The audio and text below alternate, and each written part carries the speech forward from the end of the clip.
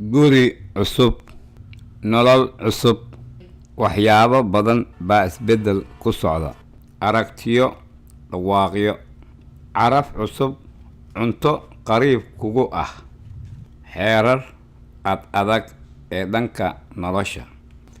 haddana waxaa jira hal shay oo weli sidiisa ah: jacaylka aad reerkaaga u qabto.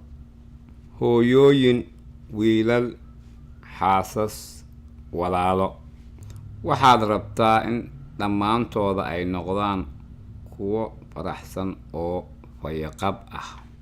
waan ku caawin karnaa. dunidan cusub aan kula hagno. si wada jir ayaan ku dhisi karnaa qoysas fayo qaba iyo adiga oo fayo qaba. dadka intooda badan takhtarka waxay u tagaan marka ay jiran yihiin oo keliya. laakiin ma ogtahay booqashada aad takhtarka booqanaysid adiga oo caafimaad qaba ay run ahaantii ay caafimaadkaaga wax ka tarayso? haa, adiga oo si joogto oo caafimaad qab ah aad takhtarkaaga aad booqato waxay kaa caawinaysaa in dhibaatooyin suurtagal ah ee kugu soo socdo goor hore laga helo oo si dhaqsa lagaaga daaweeyo. rag, dumar iyo caruurba waxaan u baahannahay in sanad kasta innagoo caafimaad qabna takhtarka aan booqanno.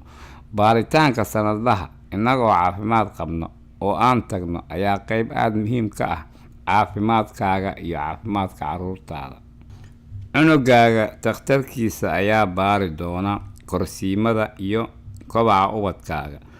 waxay baari doonaan indhaha, sanka iyo dhegaha ubadkaaga. waxay cabiri doonaan ubadkaaga dherarkiisa, dherarkeeda iyo culeyskeeda. inkastoo ay caruurtu xajmi ahaan ku kala duwan yihiin, cabiradan takhtarku waxay ka caawin doonaan inay go-aamiyaan haddii ubadkaagu miisaankiisa ama miisaankeedu yahay miisaan caafimaadaysan marka loo fiiriyo dherarkiisa iyo sidii la rabay oo uu u korayo. sidoo kale ubadkaaga takhtarkiisa wuxuu samayn doonaa baaritaan dhanka jirka ee ubadkaaga oo wuxuu ku talin doonaa dhammaan wixii tallaal ah. sidoo kale takhtarkaaga wuxuu xaqiijin doonaa in adigu fayaqab aad ku sugan tahay oo in aad ku dhaqanto habdhaqanno caafimaadaysan. waxay kugula talin kartaa baaritaan iyo tijaabooyin oo wax ku tari kara in horeyba lagu ogaado dhibaatooyin oo horeyba ka gaarsiin kara in la daaweeyo.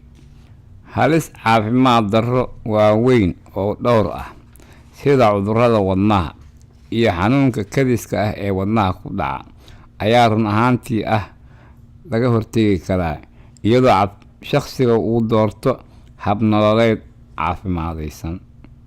markaad tagto ballanta takhtarkaaga waxaad weydiin kartaa su-aalo oo takhtarkaaga waxaad kala hadli kartaa xaalado caafimaad darro ee muhiimka kuu ah. diyaargarow adiga oo qoranaya 3 ilaa 5 waxyaabood oo adiga aadka kuugu muhiimsan. takhtarka u sheeg waxyaabaha marka uu bilowdo kulanka booqashadaada. ha ka labalabayn ama ha ka yaxyaxin inaad la wadaagto xogta takhtarkaaga wax ka tari karta inuu si wanaagsan adiga iyo ubadkaaga caafimaadkiisa u fahmo.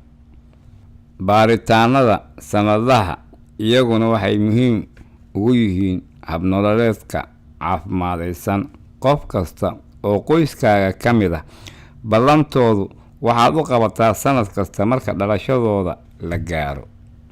booqashooyinka caadiga ah wuxuu adiga iyo takhtarkaaga idinka caawinayaa inaad samaysataan xiriir is-aaminaad oo booqashooyinka caadiga ah wuxuu takhtarkaaga ka caawinayaa inuu si wanaagsan uu u fahmo adiga iyo himilooyinkaaga caafimaad.